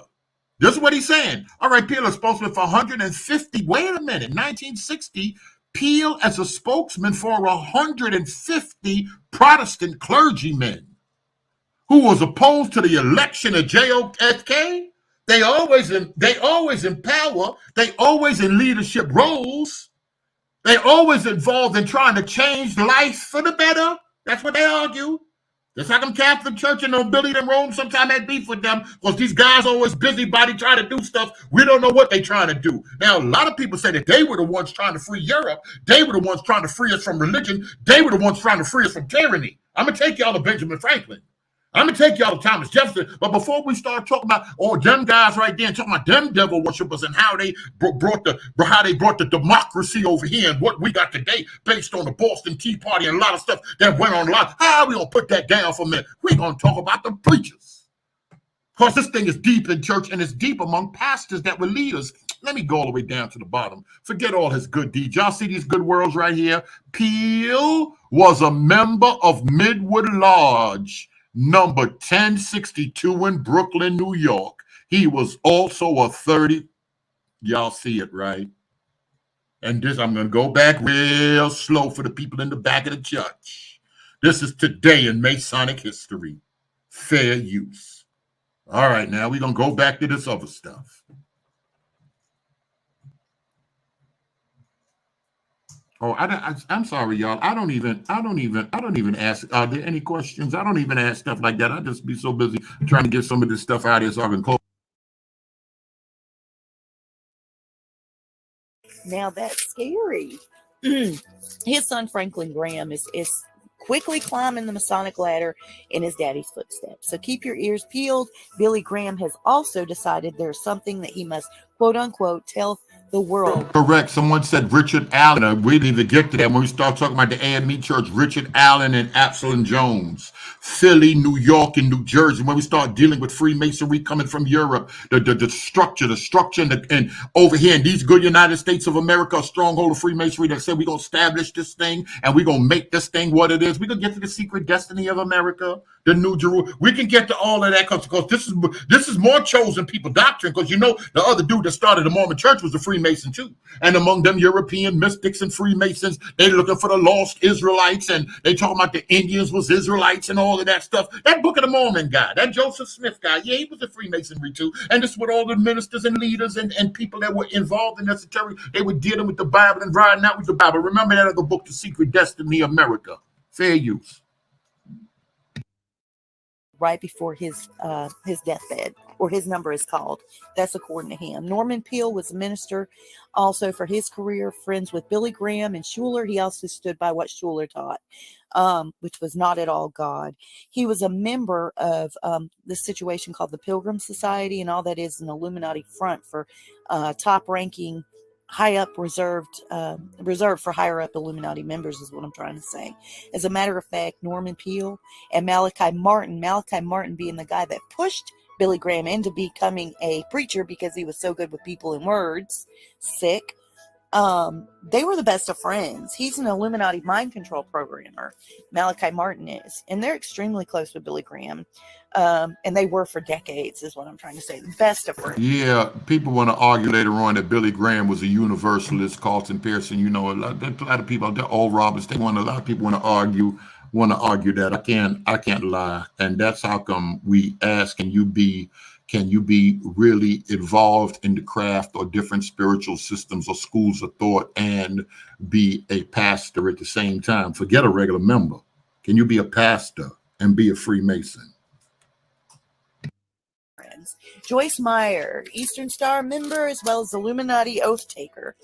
What she talking about, that Illuminati, none of that's right and exact. Joyce Myers, I don't have evidence that Joyce Myers is part of the OE. I never seen that before. I don't know that. When you start dealing with Billy Graham and all of them, not even Jake or Jimmy Swaggart, I don't know about that. I know he's from Louisiana and they hot down there, but I got no evidence. I cannot say that. That's how come I say I'm scared when Christians start dealing with the craft of Freemasonry. When we start talking about the taxel hosts and all of that, Christians have been caught on numerous occasions lying about Freemasonry. He shares the gospel of the New Age movement, the all-seeing eye, and so on. 666 in cursive is marked on our Bible if you look closely. T.D. Jakes was inducted firstly to the Eastern Star through Oprah, and he has now become a full-fledged member of the 33rd degree under the Knights Templar. His religious crusade initially was all about Jesus Christ. It quickly shifted to the powerful U movement that Oprah Winfrey stands for. So that being said, Pat Robertson's a 33rd degree Mason. On Time magazine, he's pictured doing the Freemasons devil claw. Scary. Jimmy Swaggart, Don Swaggart, they are both no good. We always knew that. They're 33rd degree Masons. Jan Crouch, Paul Crouch, both dead, of course. She Eastern Star, he 33rd degree. Their broadcasting network, TBN, is a full-on Masonic network. Used to program people through the Illuminati. You know, it's what it is. Kenneth Copeland, once being a guest on their show, said, "Do you all know who the big failure in the Bible is?" Who, they asked. God, he said. They screamed, "I love it. Praise the Lord." How sick is that? TBN is dangerous. As a matter of fact, I think all televangelists are dangerous. Preachers today are pretty dangerous. It says in the Bible that we're to work out our own salvation with fear and trembling. I now know what that means. Joel Osteen is now quitting his ministry. He's always been sick to me to do full-time. People see that when these people make statements like that, you heard that statement, I now know what that means. Study to show thyself, well, not study to show thyself, work out your own soul salvation. That's part of that I told you there's an anti-clerical spirit that's out here. Preachers can't tell me nothing, pastor can't tell me nothing, leader can't tell me nothing, all of this garbage. That ain't even what that means. That ain't got near nothing to do with nothing. I'm trying to pull up that other. What's this other thing that I was reading? I'm trying to show you on TBN, exposure TBN.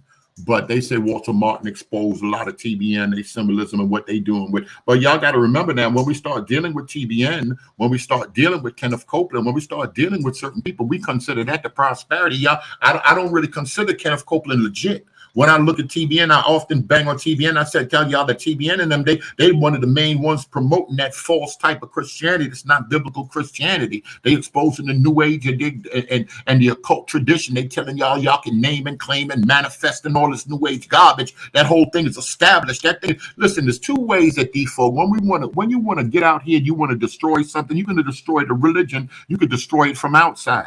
Like the Romans try to do it. So when they see that he couldn't destroy it from the outside, the best thing to do is to get inside there, take it over and cripple it. That's how come people argue the pagan element within Christianity, that the Roman spirit came in to attempt to destroy it from the outside, inside. Paul says in written, when we start dealing with it, Paul says, listen, there's going to be grievous wolves that's going to raise up, not from outside, from among you. So then we got to ask when people come, if you got an alternate spirituality that you follow, if you're introducing, all movements got Trojan horse. Come on, that's a Trojan horse spirit. And that's one of the tools that people use. We got to understand the tools that these occultists, the tools that people use. Tools are important and people use them. There was nations on the FBI. They was like, listen, we gonna follow. They see everything unfolding with the death of Malcolm X. They got wiretaps. They following him to Mecca. The government watching. There's more than one way that they use this. Like people say, there's more than one way to skin a cat. Sometimes it's from outside, but sometimes it's from inside. So did a Trojan horse, did a spirit come in? Did people allow a thing to come in? That's how come we got to examine every single doctrine that approach us. Y'all want to start bringing yoga in the church, and y'all want to start bringing something that could be connected to a Kundalini spirit. We're going to look into it. We got to examine every single movement within the church, within the body. If we said this is a spiritual system that we follow, we got to examine every single thing that these new prophets, that these funny dudes want to bring and introduce to us.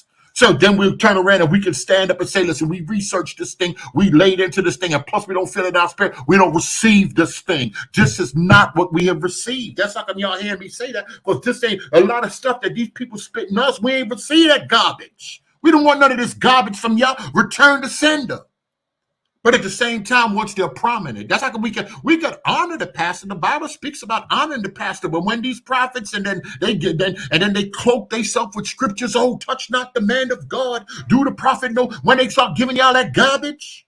And I say garbage when they twisting scripture around, because you can't question them and they bringing straight new age in. They open y'all up to occult reading, angel readers. Let's have these cards, and they got cards, and they doing psychic reading with cards in the church. Talking about these are angel cards. No, this tarot cards. No, we already know what this is. Just another spirit. Y'all don't want to call it the devil, but just the spirit of the ancestors. We don't want that spirit. Just them other spirits. They said when you come into the land, don't do like them folk do. And we got to be careful. A lot of us running around, and we don't let this leadership, we don't let these mores, we don't let these YouTubers, they done let us by the nose into some other stuff we ain't got no business being in. We got to backpedal this thing, rewind selector. They got to take this thing back. They just can't do what they want to do to us. But we got some people, and like I said, when it comes from the leadership, it's worse because it's easy. And you want to respect the leader. How you think sisters and kids and people can be molested from leaders? Back in the days, oh, the Catholic Church is the best church. Oh, my kid go to Catholic school. My kid don't go to no public school. Now we getting the repercussions of it. How many kids that went to Catholic school, their mind ain't right? They got some good jobs now, but their mind ain't right. They done been ran all up. It's a lot. It's a lot. That's all I'm saying. It's a lot. We got to take a lot of this stuff with a grain of salt. But where we can find evidence, where we can look around, where we can see, we got to examine some stuff. So now with the evidence on the table, and this is just some of it, we can begin to make reasonable from looking at the evidence. I looked at Mackey, I looked at this, I see what they talk about Cook, I see where they say it come from, where they started, and I see what people say the tradition teaches. And I see what has come down to us, and I see why we deal with signs, and I see why we deal with symbols. Apparently, this was something big. We got the all-seeing eye. That wasn't even part of the craft back in the days. I'm going to tell y'all with the Greeks, and later on when people were obsessed with what we would call Egyptology.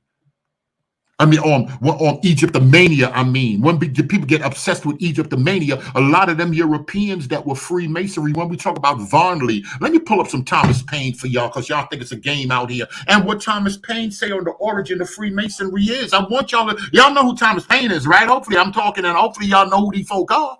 If not, we're going to take our time and we're going to explain it to you, because people got to see from the leaders and the movers and shakers, what Benjamin Franklin, what the other people had to say, what they thought about what they were doing for the betterment of mankind, what those that were preachers, what they thought they were doing. Then we got to look at it and we got to say, well, listen, he could have been deceived, because a few great problems we got. One of the problems is we think pastors can't be deceived. Y'all see, I love the other pastor. He coming in, he said, listen, and I was caught up in it, and he lay it down and he explained it to us. He said, because of some hurt with some European brothers and sisters, he explained how the thing came down and how God walked them through it. And now he said, yo, I'm using my testimony so I can share with others so they won't fall into the same thing. Of course, that's Pastor. Shout out to Elder. I think he's a little more harsh than anybody else. Matter of fact, he's a little more harsh, and some folk don't like it. But listen, when you come up out of something, that's like some people that come out of witchcraft and warlockry. They say, why y'all doing that? Why y'all messing with that? Why y'all messing with that pumpkin and stuff? And they wonder. Some people laugh and joke, but they don't know occultists, ex-Satanists. They want to know why y'all doing that in the church. Now they in the church and they trying to warn folk, it's nothing, it's okay. It's just tradition. It's just fun. Okay, it's fun. Y'all keep having fun. But in the midst of having that fun, in the midst of opening up and accepting other things, are you weakening? Is there a power that misses? Are you compromising? Is Christianity compromised? Type of 1. If so, does Christianity need to be cleaned up? I don't want to hear from Thunder. Y'all already know what he gonna say. Oh, but that's right. We can't say Christianity did anything wrong. We can't say Christianity did anything wrong. Let me play some of this and get back to this reading.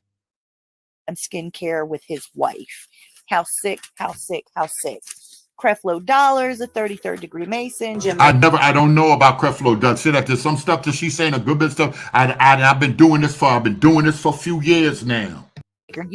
Some people say if your church, get a church that size, you gotta be a free. I can't say that. I can't say that. God has grown some churches. In the early church, and it was 3,000, and there was 5,000 added to the church. I can't tell you, Peter and them was Prince Hall, Peter and them was Freemasons of any kind, or studying the esoteric. I can't tell y'all that.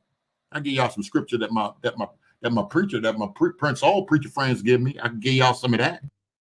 Not starting off when he got busted, but he has since, according to the rumor mills, been inducted in the Masonic, the Freemasons is what I'm trying to say. How far up, I'm not sure. Real quick, Jesse Jackson, Al Sharpton. Now, she right about all that. Jesse Jackson and Al Sharpton and them, all of them craft people, but you know, that ain't been nothing that they've ever, in all actuality, that ain't been nothing that they've ever really tried to hide from anybody. That's nothing they try to really hide from anybody. Hold on a second. I want to look at professional website designers can make stunning and highly effective websites for any kind of business. Don't believe us? They even make websites. All right, y'all know I got 1,000 different things open. Let me close that one up right there. Thank you so much. Let me they put the West African secret societies, according to Captain F.F. Butts Thompson, fell into 3 groups: the mystic, the religion, the democratic, and the patriotic, yes, and the subversive and criminal.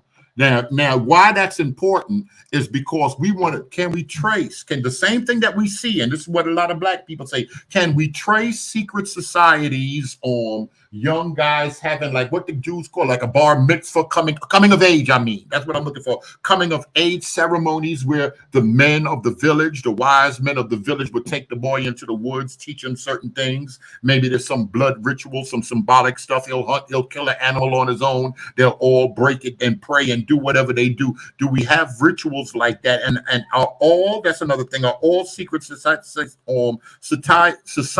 satanic? Can we make it satanic? Now, remember, we heard what some Christian YouTubers said. We ran through the history. We ain't crack. There's no one, when they say no one man could speak for Freemasonry. We ain't crack open, what's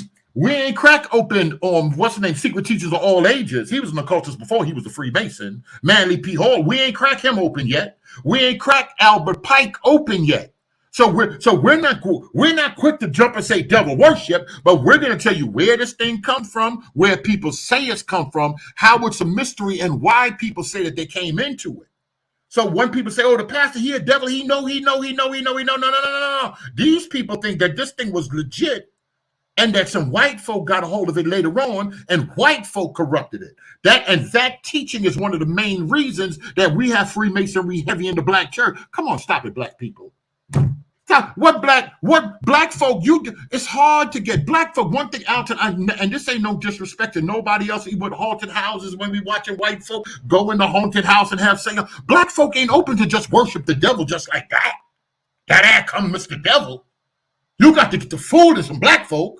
So when people get out here and say, well, that pastor knows the devil, he did a secret, he drank blood out the skull of it. Where you getting that from? I lean towards, yes, there were other early pastors that taught this thing came down from God in the garden and this thing was pure, and then it got corrupted just like sex, just like other things. I'm not saying that that's what it is, but I can see where pastors would say that, and pastors would say, all right, this is something good. This is something we need to study, especially when they show you some things in the Bible. Yes, you see what my sister said, the rights of passages too, not all bad. But many have evil elements. You heard what the bishop was on here saying. And he said, I'm speaking as somebody that's in a fraternity. And the reason that this is important, because a lot of people that started what we would call the Alpha, what we would call Divine Nine and these fraternities and sororities, a lot of these guys, they drew from Prince Hall. They drew from a lot of these founders, they were Prince Hall. So we say Prince Hall is the founding of this in our community. He's the founding of this. And this is how come we got to lay into this thing. It's been around. It's been something heavy. It's been something that's been there. But, Christians are like, listen, this is a whole different spiritual system, and people have joined themselves to it. So they would have teachings, and they would just say, this person is the devil, that person is the devil. The quickest way to tell y'all stay away from something, stay away from them dirty books your daddy got underneath that mattress. You're going to go blind. That's the devil underneath there. It don't take too much to scare you folk up. If the devil, just say the devil, and folk gonna get to running. Especially you, I tell you, y'all don't want the devil. A lot of people don't want the devil. So they're gonna say, oh, well, this is the devil, that's the devil. We're living in a different time. People want to walk through it. You got to show and prove it's the devil. And just like you got Christian pastors, and like I said, the Israelite apologists came out when we played that. We got Masonic apologists challenging stuff. We got Freemasons, and so everybody got an apologist. Everybody got groups of people as apologists, and it's their job to protect and defend what they believe. This is where the talk, and this is where the dialogue, and this is where the research and the evidence come in. Y'all see after the debate with Mike Howard, everybody came on. Later on, everybody went to Clubhouse. Hundreds of people want to listen. We got to talk about the stuff folk want to talk. Let them funny people down the dial talking about they ain't got to talk about nothing or just whatever I say. Them days are over. People want to examine stuff. We got a generation of people who want to examine stuff. Show and prove why you say that. Why you why you think this. Matter of fact, let me get into some of this other stuff right here. Let me show a little. How long? Oh man, I'm over an hour right now. I'm gonna check my phone. Let me just show y'all some of this right here. See if I can share some of this. Just when we do, just dealing with religion and how religion is shaping and moving and turning. I'm gonna give y'all some of Henry. I think I got Henry in here somewhere. Let me see which one. All right, maybe yeah.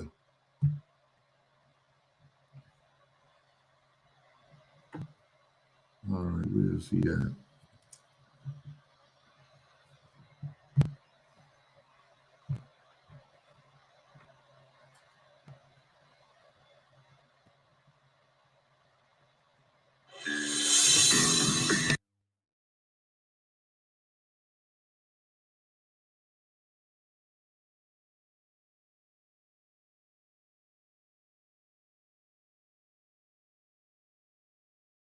Type of one if y'all can hear that without an echo.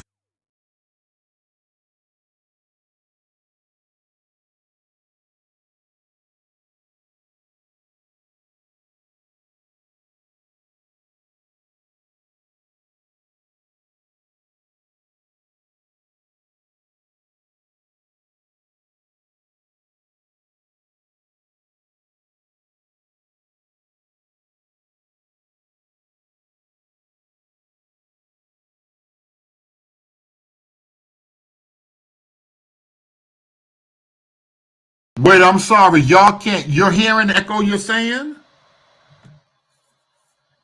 All right, you're saying no sound at all. All right, let me take care of that right now. Tell me if you can hear without echo now. It seems that not a week passes without someone reporting on the decline of religion. Church attendance is falling, less and less people believe in God, more and more people don't claim any one religious tradition. In fact, just a week before filming this video, HuffPost Religion published this article on how only 1/3 of the population of the United Kingdom claims to have any. All right, so y'all can hear it now. Okay, good. These facts. It's true that religious participation and affiliation has declined in certain communities in certain countries, especially in Western Europe and the United States. But what I am going to dispute is the conclusion that many people reach after reading these reports, that religion is disappearing from the 21st century. This is what's called the secularization theory. Secularization refers to the historical process in which religion loses social and cultural significance. In a secularized society, faith lacks cultural authority and religious organizations have little social power. Now, I have a few problems with the secularization theory, mostly that it isn't true. But to see this, we have to go through the evidence that points otherwise. But before we begin, I want you to know that I'm not making this video for any apologetic reason. That is to say, to defend religion against an onslaught of secular scholars. If the evidence pointed to the decline of religion, I would follow the evidence. But the facts point to the exact opposite. Not only are world religions growing, but the world is growing more religiously diverse. This isn't secularization. This is an entirely new phenomenon. So I'm making this video because as global citizens, we have a greater responsibility to learn about other religions. To just assume that religion is disappearing is to ignore a massive component to human culture. It's to ignore an important way that people interact with the world and live their lives. So to get started, we need to define what do we mean by religion and what is declining that makes people think that secularization is actually happening. Religion is notoriously difficult for scholars to define. That's because the word religion encompasses a vast range of human behaviors. So the simple phrase, religion is declining, is way more complicated than it seems on the surface, because depending on how you define religion will determine whether you think it's disappearing or not. For some people, religion means belief in God or supernatural beings. And if that's your definition, I could see why you think the secularization theory is actually happening. According to a Gallup research initiative in 2012, people worldwide identifying as atheist rose 3% from 2005 to 2012. The numbers are even more striking if you consider the millennial generation. Between 2007 and 2012, there was a 15% drop in people who believed in God, according to a Pew Research survey. For other people, religion means any big system of belief, like Christianity or Hinduism. And if this is your definition, then you could point to the rising popularity of religious unaffiliation to prove your point. Both of these trends are true. There are more and more atheists here in the 21st century, and more people don't really feel any need to subscribe to a single religious tradition. But these definitions are way too narrow, in my opinion. Religion is not simply belief in God.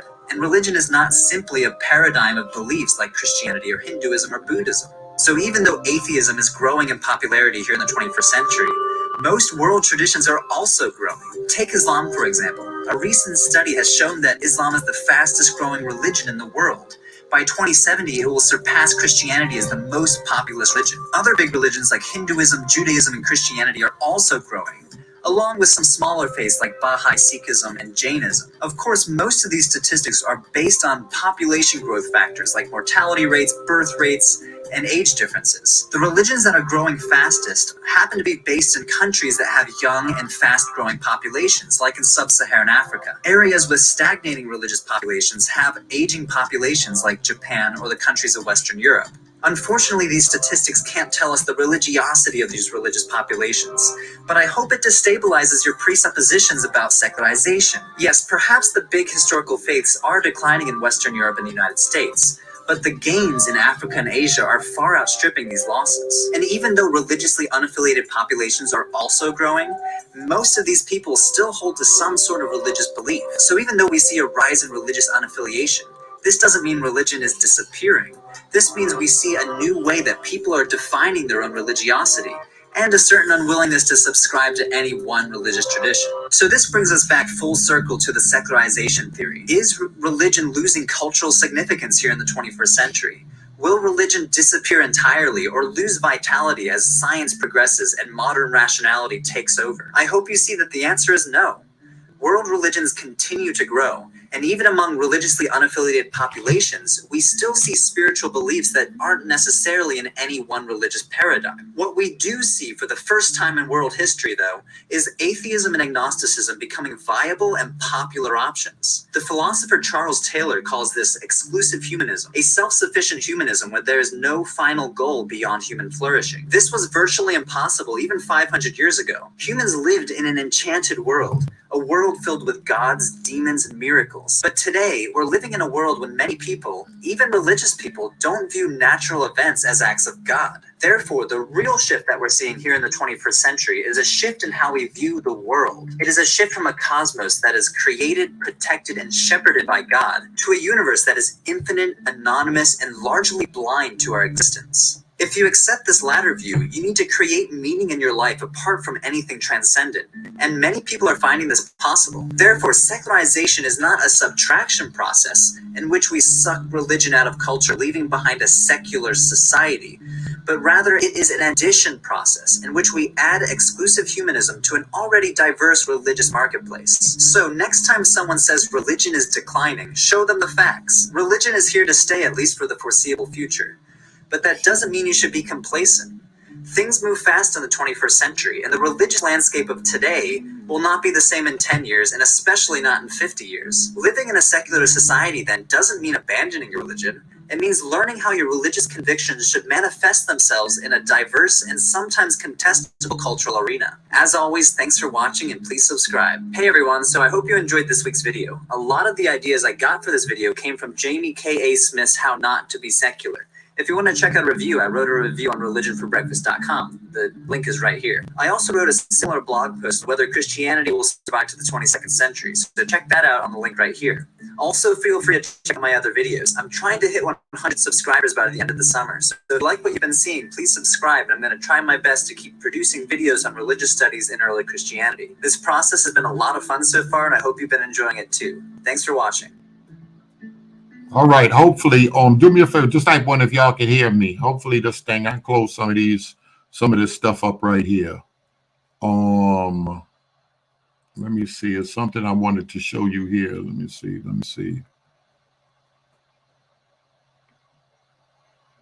All right. No, it's not that. It's not this. Is this one? I got so many things open here. Oh yeah, this is it right here.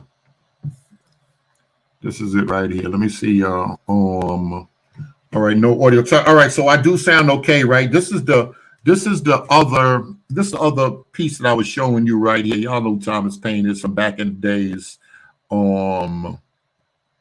This a little bit from 18. Let me see where Masons. All right. The Society of Masons are distinguished in 3 categories. And this is just, y'all can go look this up right here. This is the works of Thomas Paine with him saying the same thing. All right. And his work, given the Catechism and different, right, that's a origin institution of Masonry consists of the foundation of the liberal arts, sacred sciences, more stuff. This Thomas Paine talking now. Leader in the movement back in the days, but more especially on geometry. At the building of the Tower of Babel, the art of masonry was first introduced. Y'all hear what Thomas Paine saying? People trying to take it back to Babylon and Nimrod. People trying to take it back to Egypt. And when you go back to Mackey's book in the history of Freemasonry, which is a recognized book, he'll give you the different theories on it, on where it come from, where it originated. But there were pastors that bought into a legend that it came from God in heaven and it was in the Garden of Eden.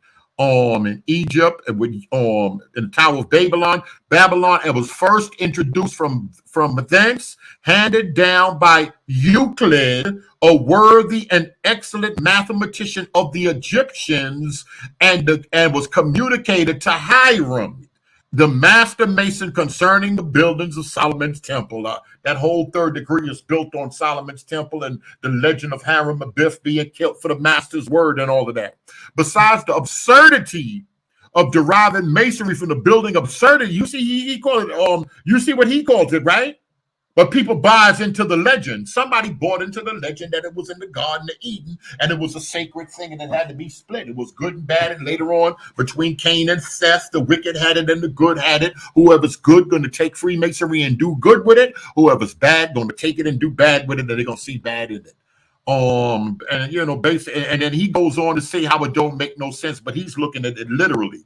He said the building of Solomon's temple was around 1,000 years before the Christian era, and Euclid may be in the table of chronology lived, when we look at when Euclid, the Greek, lived 277 years, the same era. It was therefore impossible that Euclid could communicate anything to Hiram dealing with the building of the temple. He wasn't born yet. Even when y'all say Euclid connected with Abraham and the 47th problem of Euclid and Eureka and all that. Matter of fact, whilst we're talking about that, let me take y'all to that Eureka Lodge and show you some more of your good leaders after I show y'all this right here.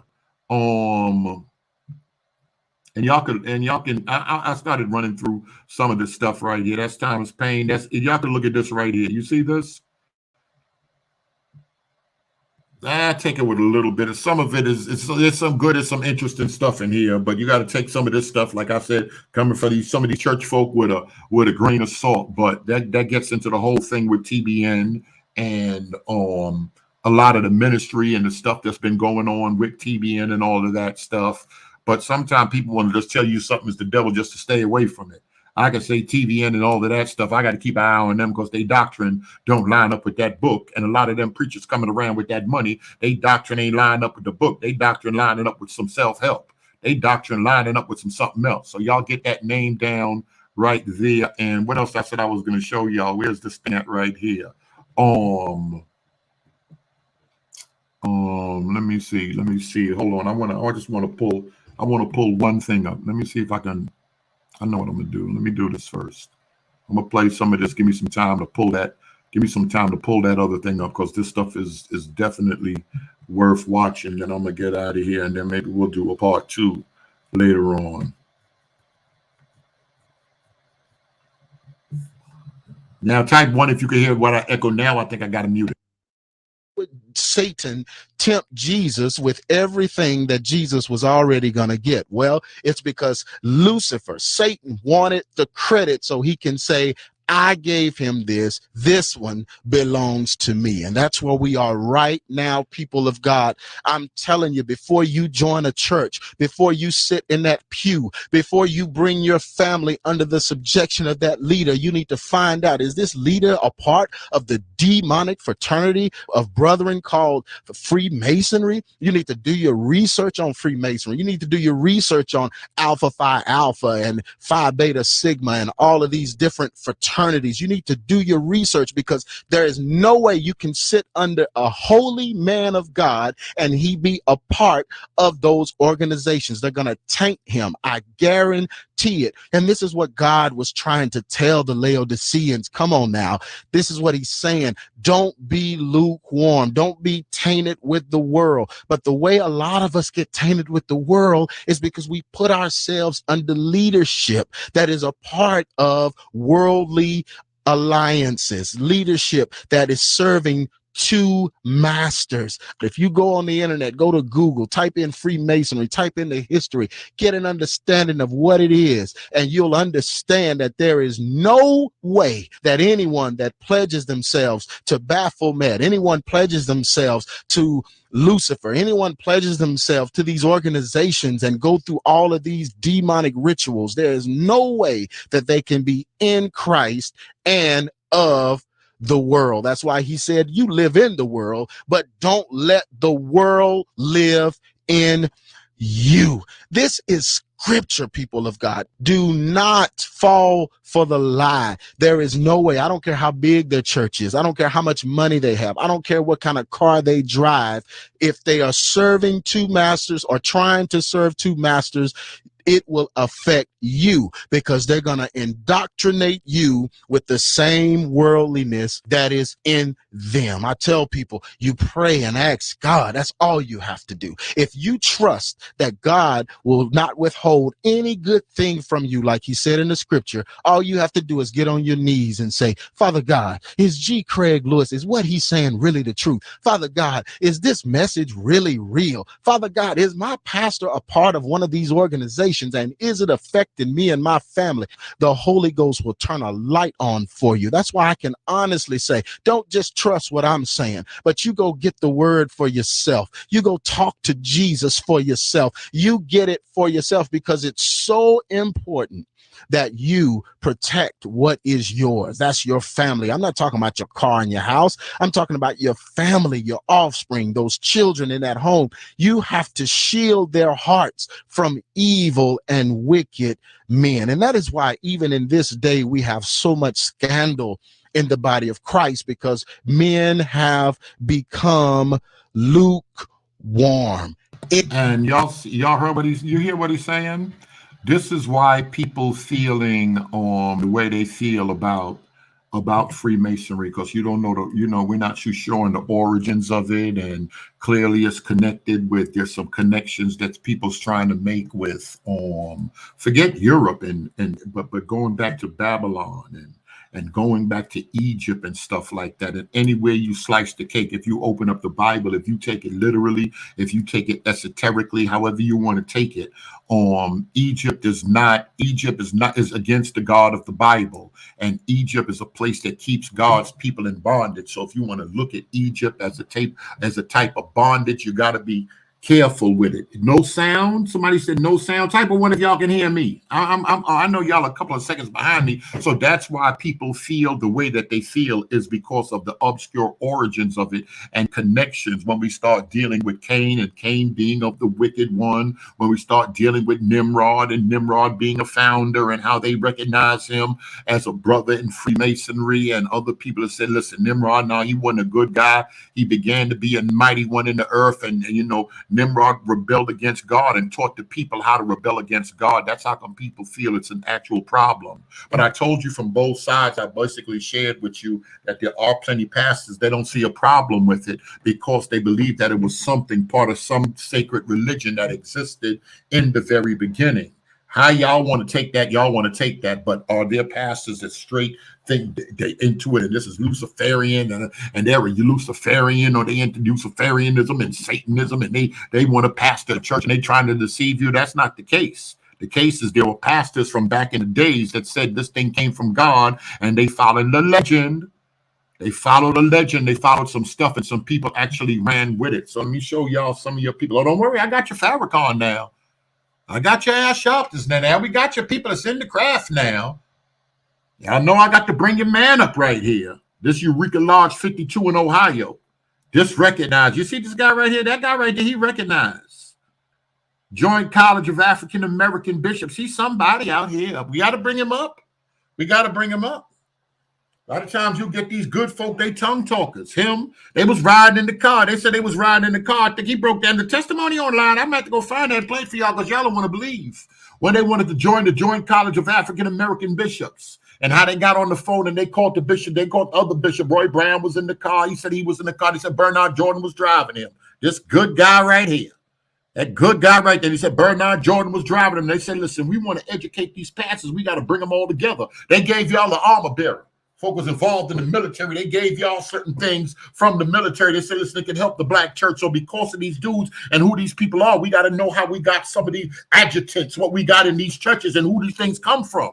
These guys been always leaders. They've been always movers and shakers. Let's unite the brothers. Pentecostal churches loose. He apostle, he a bishop, he this, he that. Let's join this college of bishops. Let's bring these dudes together and try to uniform them in a doctrine. And they started teaching doctrines, and and it just bishops from everywhere, and they just started recognizing, raising, teaching bishops and people that were just out there wild and not having no education. Some of them, what did they do? I hate to give it to y'all when we start dealing with certain people. Bishop McKinley and some of them, they got to listen. They got little folk that want to recognize them, raise them up to archbishops, white folk. These dudes come back, talk about they metropolitans. They start talking about words we ain't never even heard of. These words go back to Europe and the lodge. Go back to Europe and the church out there. Like, all right, these words in the Bible, whatever it is. We got it. It's in the black church now. It's steep in the I ain't gonna say just the black church and the black community, but I'm talking to church folk in here. I'm talking about Bible folk in here. And I'm talking about the strength of the Greeks and the squares. I'm talking about the strength of the OES and Divine Nine in the black church and in the black community. Most of them not running around here saying they devils. So people got videos like G. Craig Lewis and all of that. All these folk dropping videos. I see Vocab and the other sister dropping videos. And I know she's been doing some videos a while and they doing their research. A lot of this stuff is connected to Freemasonry. But a lot of black people in the church, they offended that, this thing ain't no devil worship. Where y'all getting this devil worship from? And, and they go with that. And a lot of them go with that thing that, it was split. It was pure back in the days. Later on, white folk took it and white folk made it wicked. Not all white folk, because they believe there's some good white Freemasons too. And they believe that it is from God and it is a good thing, just like sex. It was perverted. And that's just how it is. Master Prophet, he was the youngest one in the car, man. He was driving them. That's when, if anything back in the days, if anything would have happened to Bernard, if anything would have happened to Archbishop Brand, if he'd have died or whatever, Bernard Jordan was the number 2 man back then. Till that other stuff started, but whatever. It's just black church. It's just a good old black church. Paul Morton, they got him on the jack. And he was like, just whatever, and they, matter of fact, I'm going to pull that video up. I'll do a part 2. I'll pull that video up so you can hear it from the horse's mouth. Ain't nobody playing. Nobody got to play and laugh and joke with these dudes. Y'all can hear it from the horse's mouth and what they say. I'm just showing y'all through what these people say, what leaders say. They don't know where this thing come from. Some people accept it, but there's some people in the church saying, listen, we done lost the power. We got to get rid of it. So funny. They going hard. People going hard to get rid of Freemasonry and the past of Freemasonry. They ain't going to get harder. They ain't getting rid of that great pumpkin. They ain't finna get rid of that egg, but they going hard over these pastors because pastors are leaders, and if they spiritually influenced by another system, it's a serious problem. But a lot of them will argue, people in the church, average person in the pew, y'all don't know what y'all talking about. Y'all not in the craft.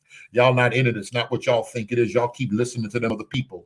And people going to be suspicious because some things are done in secrecy. They don't want you to know all of their business. They don't want you to know all of their business. And that's how it is. And just because of that, people in Europe were already suspicious of them. The kings and stuff worked with them, but they kept an eye on them because they knew these dudes were strong. They knew these dudes knew signs and symbols. That's like somebody coming around us and they know how to speak another language. If a bunch of us is in a room and a few people in there Haitian, they speaking French, they got one or they could be plotting. We don't know what they saying when they talking, they talk. And people, there's a little suspicion that's going to come. No matter, you may know the people cool and everything. They be like, hey, speak some English. Stop that right there.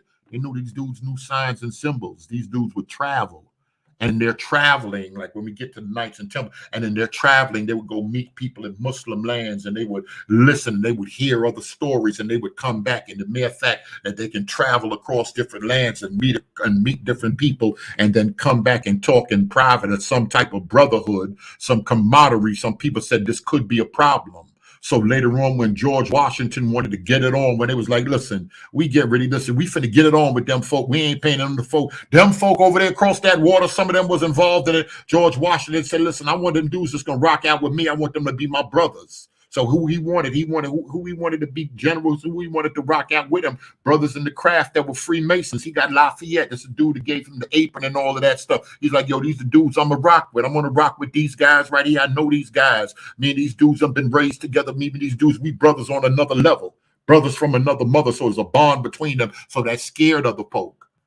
The religious people, of course, the Catholic Church from the gate was like, listen, we don't know what y'all trying to do. But in all actuality, the Catholic Church knew that they were doing shaky.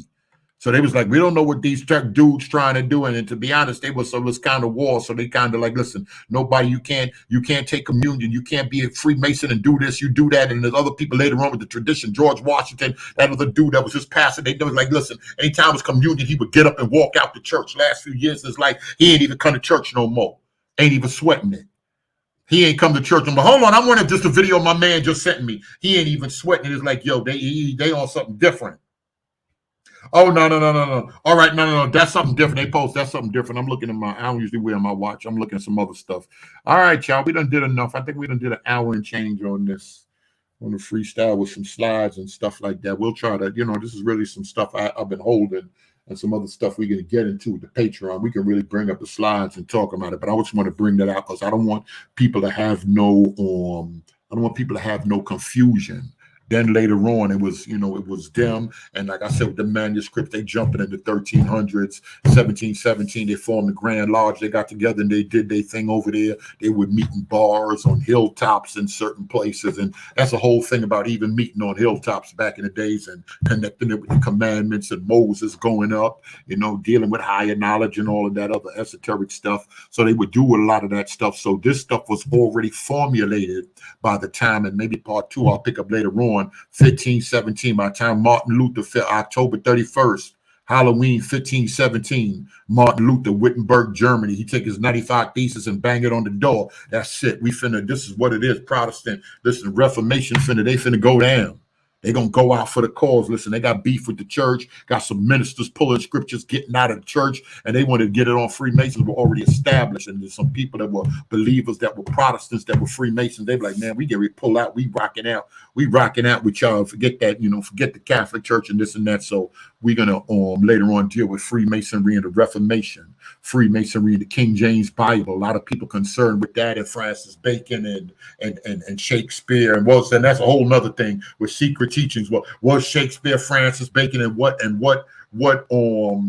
did the Freemasons, if anything, had to do with the translation of the King James Bible? That's a little different right there, but that's something to definitely look into. People want to say Freemasons gave us a Bible. Freemasons ain't gave us no Bible. Manuscripts are all over the place. Manuscripts and Dead Sea Scrolls and different things that we have. When we start dealing with manuscripts in the King James Bible, it's different from translations.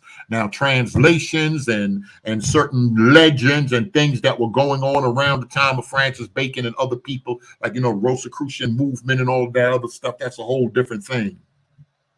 But esoteric thought and all of this stuff, it's been around with Bible believers, and it's had a heavy influence on the Black church. I speak more about the Greeks and the founders of, Alpha and them different organizations, and how they were influenced by it, and just how it seems like the elite, a lot of leaders in our community are squares. And like I said, they said we don't never get trash. So Freemasonry never claimed to convert people. They said we take good men and we make them better, and how other people want to join together, and they got some form of unity, and it's just been what it's been. And some people would therefore call them the boule or call them the gate people, and that's where Dr. King and all of them folk come in. We'll discuss that later. We'll discuss that later on. If y'all want to, I'll try to understand most of the stuff Patreon. A lot of times I said ain't no sense even talking about this stuff because a lot of folk, this stuff bother them. But just to try to bring some fairness to all these anti-Masonic videos, a lot of pastors, like I said, a lot of pastors, they don't think it's satanic at all. They don't look at it like that, and they don't look at it because of some other reverence. So if those earlier pastors were deceived and they were heavy and they were influential in their denomination, like the Presbyterian Church in America, and they started saying it was good, and other people started saying it was good, and then later on you come to find out that other people that study that, they also study other stuff that makes sense. So when they say Peale was part of the lodge in Brooklyn, and that's who Donald Trump said his what you call it was later on, and then he wrote the book on positive thinking. You could see as traveling people, as people that are open to different doctrines, how he can think this connects with the Bible, the power of positive thinking. If I think it, I can manifest it. And this is where Joel Osteen and other people would pick it up from other people like Peale that would write those books on positive thinking and all that. Other people would bring in that thing that's dealing with spirits and Kundalini. And, it's so funny that people would teach these doctrines, and those would be the first people that want to, you'll see certain people squares in them. They don't want to go up there to the front of the church and get hands laid on them. They don't want to do that, but they're quick to read some other stuff and bring in some other doctrine, but they don't want no hands laid on them. Y'all got to watch their behavior because maybe they know certain things that other people don't know. I saw y'all jumping in the front, put your hand on me, falling and rolling on the ground and acting crazy up, and they thinking and reasoning and looking and watching and going behind the scenes and building together. All right, y'all, I'm going to get out of here. Berean Teach on at gmail.com. If y'all want to hit me in the email, $Berean Teach in the Cash App if y'all want to throw $1 in there. God bless.